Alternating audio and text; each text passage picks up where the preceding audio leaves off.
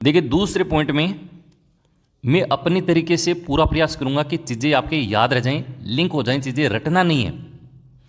और यदि आपके एग्जाम में मेरी बातें याद रह गई तो ये तो मुझे पक्का पता है कि क्वेश्चन तो निकल जाएगा, लेकिन उससे पहले यदि आपने अपने तरीके से इसको कैसे भी याद कर रखा है तो पहले प्राथमिकता आपको अपने वाले पे देनी है। इस चीज़ को ध्यान रखना है, क्योंकि कंफ्यूज हो जाएंगे तो क्वेश्चन ना तो मेरे वाले से निकलेगा ना आप वाले से निकलेगा, तो इसको ध्यान रखना है। तो सबसे पहले देखो आर्टिकल 2 लेके चल रहा हूँ, एक तो सबसे पहले वाला और एक सबसे आखिरी। तो सबसे पहले वाले में देखो, जब भी मैं कोई भी चीज़ पढ़ाता हूँ हमेशा आपको बोलता हूँ कि शुरुआत हमेशा परिभाषा से होती है, यानी राज्य शब्द की जो परिभाषा है वो आर्टिकल 36 में है। सीधा क्वेश्चन आ जाए राज्य की परिभाषा कौन से आर्टिकल से संबंधित है, तो आर्टिकल 36 में ये चीज़ें लिखी गई हैं, कोई दिक्कत नहीं।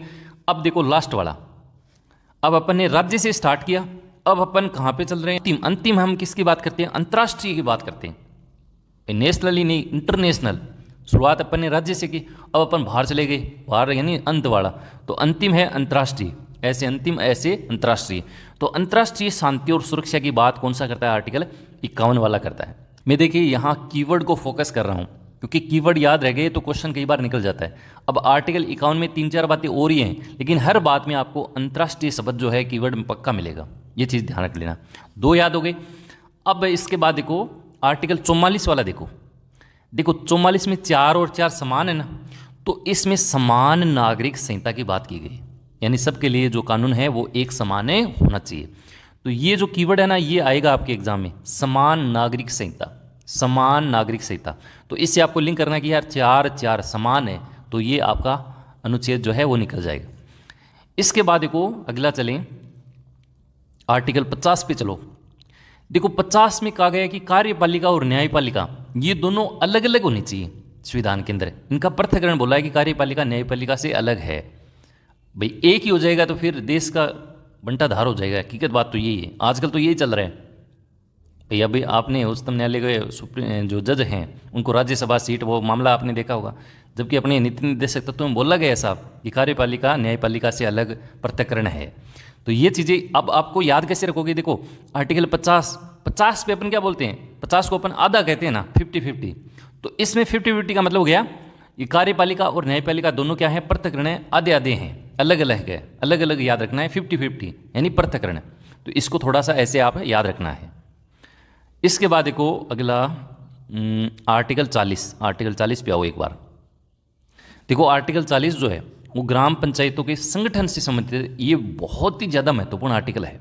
अब इसको तो देखो कैसे याद करो, मुझे तो लगता है कि ये चीज़ें एक बार आपने मेरी बात ही सुन ली तो याद रह जाएगा। आर्टिकल 40 महत्वपूर्ण है, इसको मैं ठीक से याद नहीं करवा सकता, इतना ज़्यादा महत्वपूर्ण है। आर्टिकल 40 ग्राम पंचायतों के संगठन से संबंधित है, याद रह जाएगा।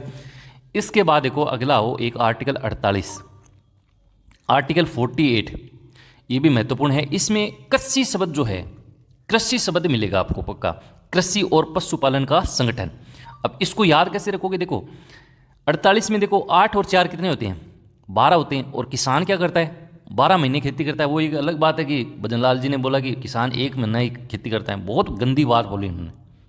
आप सोच के देखो, हम तो हमारे खेत में जब ये खेजड़ी जो होती है उसको छांगते हैं तो उनको सोल करते हैं ना, अपन बोलते हैं मिल्डा झाड़ना, हमारी मारवाड़ी में ऐसे ही बोलते हैं मिल्डो झाड़ रहे, जो अपन ये खेजड़ी जो होते हैं उनको काट के अपन उसको अलग करते हैं, लूंग को अलग करते हैं। तो 1 महीना तो उसमें लग जाता है, भाई 10-12 मिल्डे लगते हैं। एक दिन में एक मिल्डा जो है वो सड़ता नहीं है, एक मिल्डा के अंदर 2 लग जाते हैं, 2-3 दिन लग जाते हैं, तो 1 महीने तो वो चलता है। अब पता नहीं भजनलाल जी ने कैसे बोल दिया कि एक किसान जो है 25 दिन 30 दिन ही खेत में जाता है, बहुत गंदी बात बोली उन्होंने। किसान जो है 12 महीने खेती करता है भाई साहब। आप सारी चीज़ों को काउंट करेंगे ना तो ये आपको निकल के आ जाएगी। एक भैंस बोल रही है, गाय बोल रही है, उसको ले जाना वो भी एक खेती के अंदर ही आता है।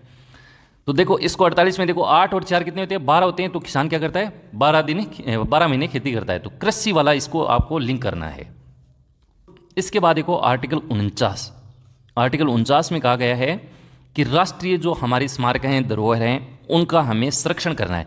और ये राज्य के लिए बाध्य किया गया है, ये वेरी इंपॉर्टेंट है। केवल एक अनुच्छेद इसमें से है जो राज्य के लिए बाध्यकारी है, और वो इसलिए क्योंकि जरूरी है यार।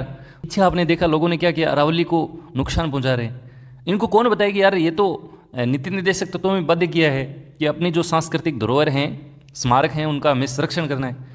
तो हम कैसे अरावली को कटने दे सकते हैं, तो इसलिए वो आंदोलन हुआ था। तो ये चीज़ याद रखना। 49 के अंदर क्या है, राष्ट्रीय स्मारकों धरोहरों इनका संरक्षण किया गया है और ये राज्य के लिए क्या है, बाध्यकारी है। इसके बाद देखो आर्टिकल 46, 47 और 48, इन तीनों को एक बार फिर से मैं लिंक करवा रहा हूँ एक और तरीके से। आर्टिकल 46, 47 और 48। 46 में कहा गया है कि SC और ST वर्ग जो है, जो कमजोर वर्ग है, उनकी शिक्षा के उत्थान के लिए चर्चा करता है। और आर्टिकल 47 क्या है, पोषण, जीवन स्तर और स्वास्थ्य में सुधार की बात करता है। इसका मतलब ये आपके स्वास्थ्य से जुड़ा हुआ अनुच्छेद है। और 48 क्या है, कृषि वाला है। अब देखो याद कैसे रखोगे, देखो इन तीनों को ऐसे याद रखना है कि सबसे पहले तो देखो कमजोर आएगा, कमजोर वर्ग। कमजोर होगा तो सिंपल सी बात है, उसके स्वास्थ्य पे क्या पड़ेगा, प्रभाव पड़ेगा। भाई कैसे भी कमजोर हो, चाहे वो शिक्षा में कमजोर हो, फर्क किस पे पड़ेगा, स्वास्थ्य पे पड़ेगा। और जब स्वास्थ्य पे फर्क पड़ रहा है तो अपन क्या करेंगे, अपन कृषि की तरफ और अग्रसर होंगे। भाई शुद्ध खाना खाओ, देसी खाना खाओ, आजकल मिलावटी चीज़ें आ रही हैं, अपन कृषि पर निर्भर हो जाएंगे तो अपना स्वास्थ्य भी मजबूत हो जाएगा और हमारा जो कमज़ोर वर्ग है वो भी कहीं ना कहीं सुधार में आ जाएगा।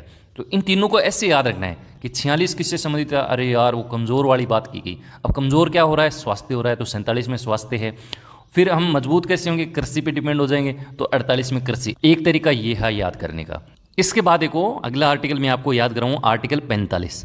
आर्टिकल 45 में कहा गया है कि 6 वर्ष से कम आयु के बच्चों की प्रारंभिक बाल्यावस्था और देखभाल एवं शिक्षा की बात करता है। यानी 6 साल से जो बच्चे हैं कम से कम हम उनकी तो देखभाल करें यार, उनकी तो शिक्षा पे थोड़ा सा फोकस करें, है ना। यानी उनकी बाल्यावस्था है उसमें सुधार हो। अब देखो इसको याद कैसे रखोगे, देखो 45 में आप देखोगे तो 4, 5 और आगे क्या है, 6 है। तो इसको ऐसे याद करना है, 4, 5, 6, 4, 5, 6, 4, 5, 6, आराम से याद हो जाएगा। अब 6 आते ही आप समझ जाना कि 6 वर्ष से कम आयु के बच्चों की प्रारंभिक बाल्यावस्था और देखभाल और शिक्षा की बातें करता है। तो आप इसको ऐसे याद रखेंगे। अब इससे संबंधित आर्टिकल 21A महत्वपूर्ण है, वो जो अपन मौलिक अधिकार में पढ़ेंगे आगे। 86वें संविधान संशोधन वो अपन नीचे डिस्कस कर लेंगे, ये भी इससे संबंधित है। तो शिक्षा वाले 2 आर्टिकल हो गए, एक तो हो गए आर्टिकल 46 कमजोर वर्ग की शिक्षा हो गई, और एक आर्टिकल 45 6 वर्ष से कम वालों की हो गई, और एक आर्टिकल इसको जोड़ना है 41 से। इसमें भी शिक्षा वर्ड आ रहा है कि कुछ दशाओं में काम, शिक्षा और लोक सहायता पाने का अधिकार। तो ये शिक्षा वाले एक साथ याद कर लेना, 41, 45 और आपका 46, कोई दिक्कत नहीं है, मोटा मोटी याद हो गए। इसके बाद देखो 3 आर्टिकल हैं जो एक साथ आपको याद रखने हैं। एक तो देखो 39A, एक है 43A और एक आपका 48A।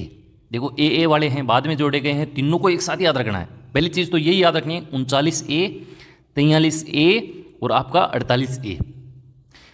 39A में कहा गया कि समान न्याय एवं निःशुल्क विधिक सहायता, ये राज्य को निर्देश दिया गया है।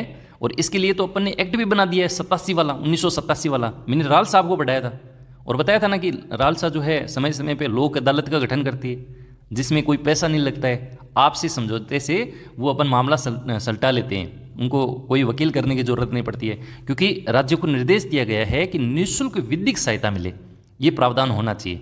तो अपन ने इसको बिल्कुल इनको काम में लिया है, तो ये याद रखना है 39A। इसके बाद देखो आर्टिकल 43A, और इसमें कहा गया है कि उद्योग धंधे जितने भी हैं उनमें श्रमिकों की भागीदारी हो, श्रमिक जो हैं उनकी भागीदारी मजबूत हो। तो आपको तो एक टर्म याद रखना है, उद्योग वर्ड आ जाए ना तो आपको ऐसे समझना कि ये 43A से ही संबंधित है, कोई दिक्कत नहीं है। इसके बाद आओ 48A। तो 48A में लिखा है कि पर्यावरण संरक्षण का संवर्धन, पर्यावरण संरक्षण को अपन कैसे बढ़ा सकते हैं। अब इसमें वन भी आ गया और वन्य जीव भी आ गए हैं, उनकी अपन को रक्षा करनी चाहिए। तो ये तीनों आर्टिकल ए वाले मैंने एक साथ आपको बताए हैं, हमेशा याद रखना। 39A में निःशुल्क विधिक सहायता, 43A में आपको एक उद्योग टर्म याद रखना है, और 48A में आपको ये 48A के अंदर आपको पर्यावरण शब्द याद रखना है, कोई दिक्कत नहीं है।